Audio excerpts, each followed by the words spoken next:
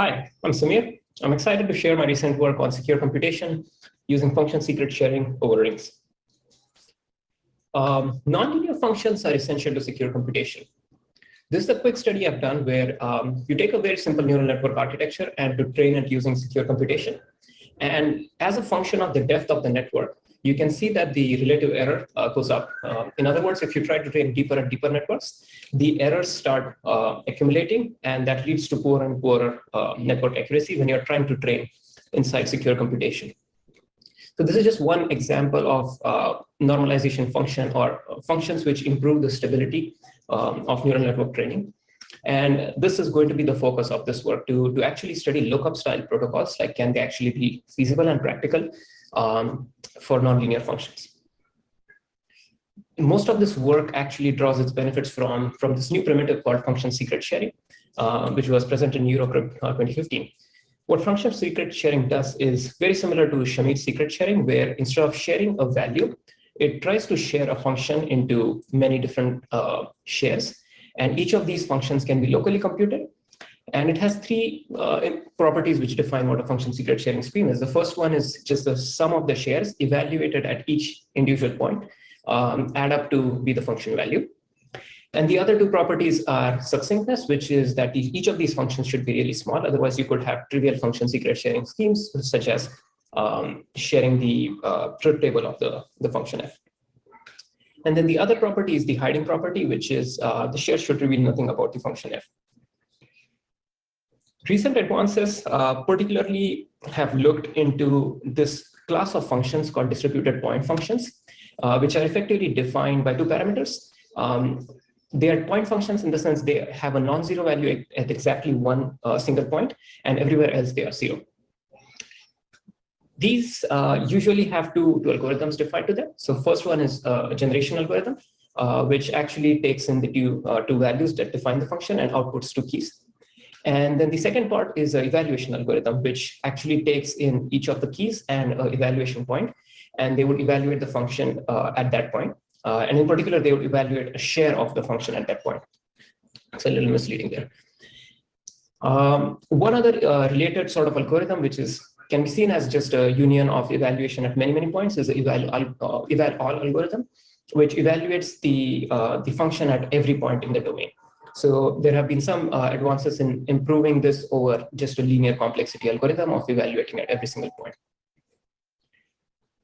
A little bit about the overall setup of this MPC protocol work is we are going to be working in a three-party asymmetric protocol setup. In this, you have two parties, P0 and P1, who actually do a 2 out of 2 secret sharing of the input. And then there's a third helper party, P2.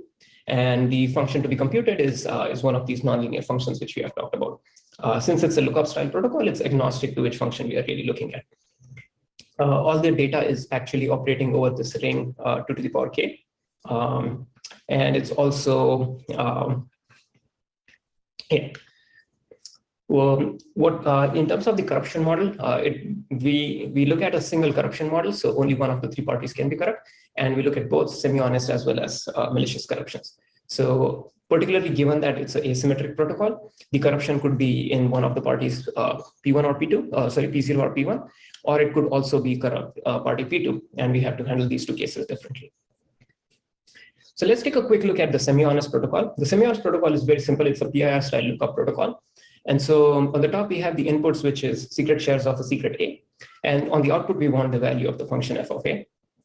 So the protocol essentially has three simple steps. So the first one is the party P2 actually first has some shared correlated randomness, R0 and R1, with party P0 and P1 respectively.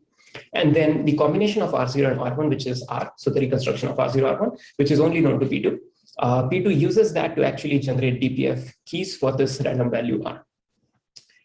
The DPF keys are then shared with the two parties. So K0 and K1 here are actually the two keys which are shared with parties P0 and P1.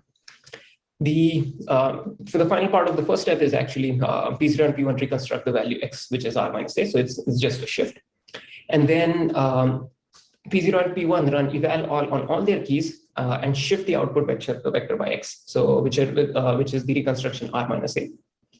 And then finally, they perform a dot product of the shifted vector with the database DF. And now this database is just a database which can be publicly constructed, but it's available to P0 and P1, which contains all the values. So this is very similar to the PIR style database. Like you have a public database, and then the eval all allows you to actually pick the appropriate entry from this database. There is a few more details to this protocol, which I'm skipping, which are presented in the paper, but effectively, this is essentially the blueprint of the protocol.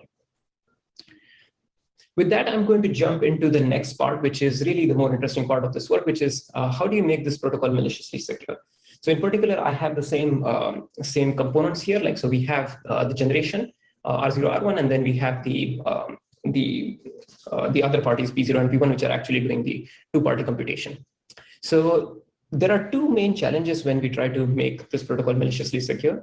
So the first one is if one of P0 and P1 is actually malicious.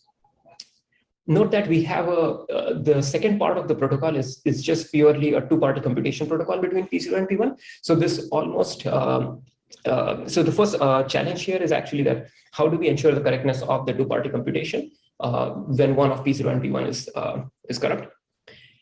I'll come to how we solve this challenge in just a minute. But the second challenge is what if P2 is actually corrupt?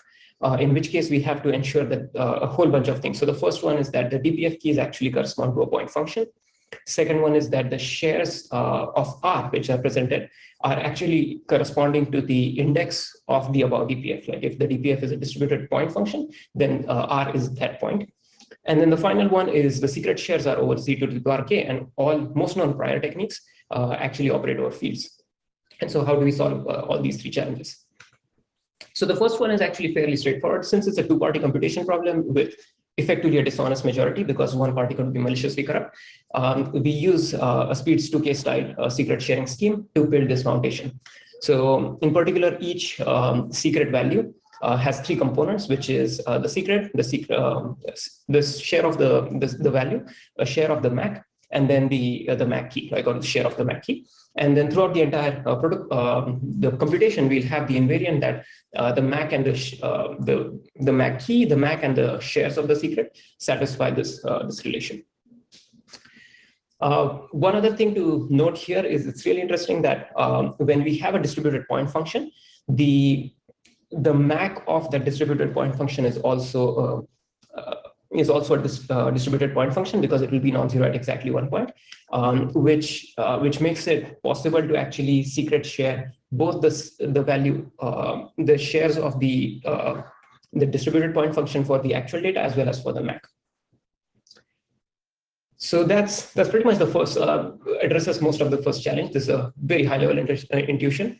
But the second challenge is the more interesting one. So how do we actually verify that the DPF keys correspond to a point function as well as they correspond to the right point function and so on? So here we use the standard blueprint of sketching schemes. Like how do you verify sketching schemes in the seminal paper by Boyle et al. In CCS 2016. So the first part is to actually construct a linear sketching matrix. And here we have to actually have 4 different rows in this matrix as opposed to 3 previously. And the way these entries are chosen, that the first 2 rows are effectively independently randomly chosen from a sampling space. And then the third one is actually the constraint one, like A3I is actually just the product of those 2. And the fourth one is just a fixed constant. It's actually that. And we'll see in a minute why we do this. And then the second part of the sketching scheme is actually P0 and P1 run the eval algorithm on the keys they receive.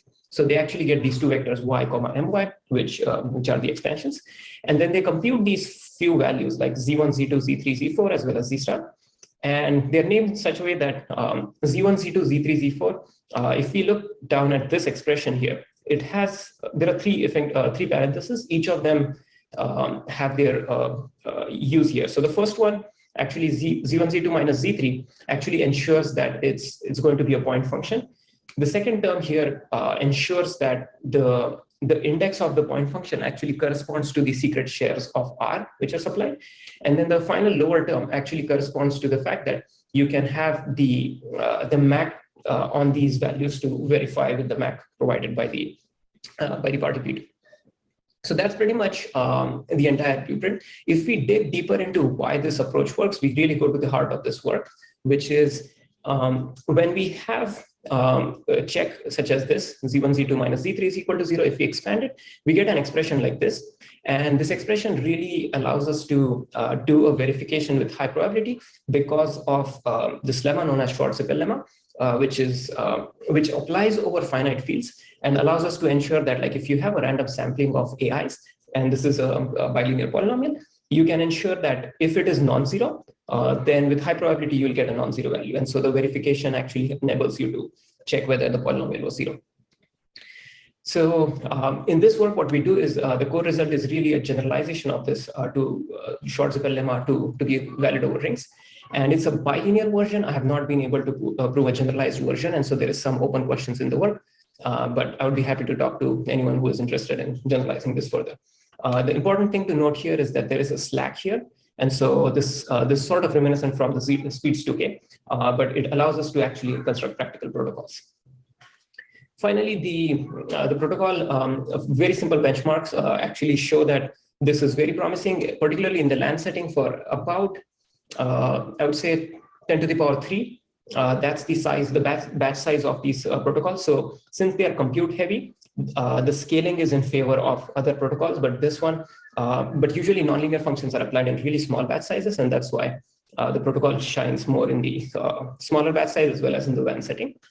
In the malicious protocol regime, like, you have slightly different scaling, but still it compares favorably with prior work.